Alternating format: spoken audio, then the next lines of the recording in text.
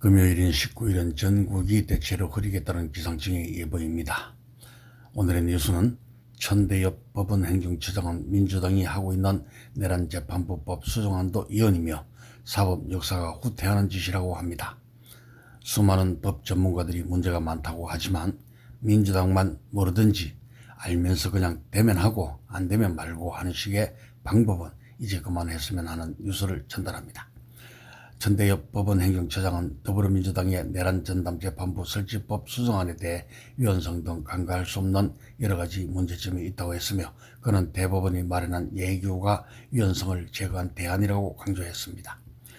천 처장은 18일 국회 법제사법위원회 전체 회의에서 나경원 국민의힘 의원의 민주당 내란전담재판부 설치법안과 대법원 예규 관련 질의에 국회가 합헌적이고 정상적 절차로 계엄을 종식한 것처럼 사법부 역시 재판을 합헌적 정상적 절차로 마무리해야 한다는 책임을 갖고 있다고 했네요.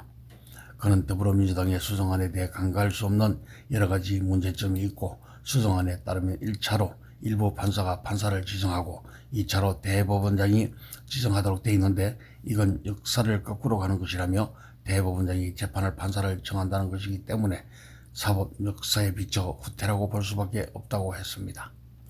민주당은 전담재판부 판사 추천권을 전국법관 대표회의 등에게 부여한다는 방침이라 차이가 있다고 하네요.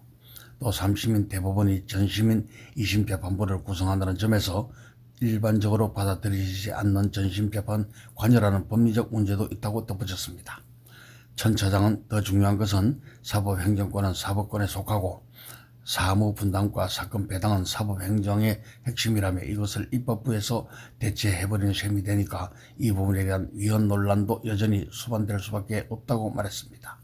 그는 현실적으로 위헌 논란이 있는 상황에서 전국법관 대표회의, 전국법원장 등에서도 우려가 컸다며 과연 그분들이 참여해서 추천권을 행사하고 대법원장이 권한을 행사하겠으나 절차가 제대로 진행되지 않으면 결국 재판이 장기간 중단되고 피해는 우리 국민들에게 돌아간다고 했네요.